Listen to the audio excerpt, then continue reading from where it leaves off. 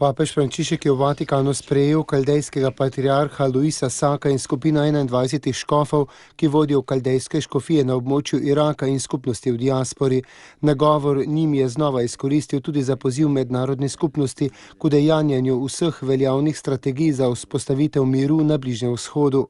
V Vatikanu namreč poteka sinoda kaldejske cerkve, na kateri udeleženci razpravljajo predvsem o razmerah na Bližnjem vzhodu, ki so zaznamovane s fanatičnim sovraštvom terorizma, ta pa še kar naprej povzroča odhajanje vernikov iz teh dežel.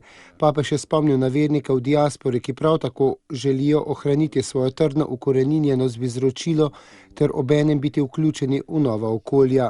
Zagotavljam podporo in solidarnost apostolskega sedeža v prid skupnega dobrega vse kaldejske cerkve.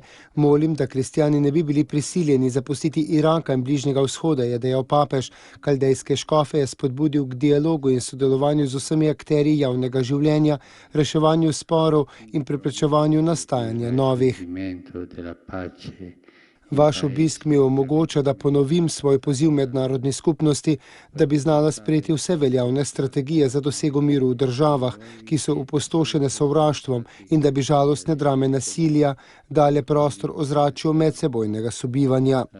Frančišek je ob koncu govora še spodbudil, naj bodo očetovski v odnosu do duhovnikov in vseh posvečenih, ki so njihovi prvi sodelavci, razumevajoči morajo biti do njihovih stisk, s čimer jih bodo spodbudili, da se bodo bolje zavedali tudi svojega poslanstva služenja vernikom.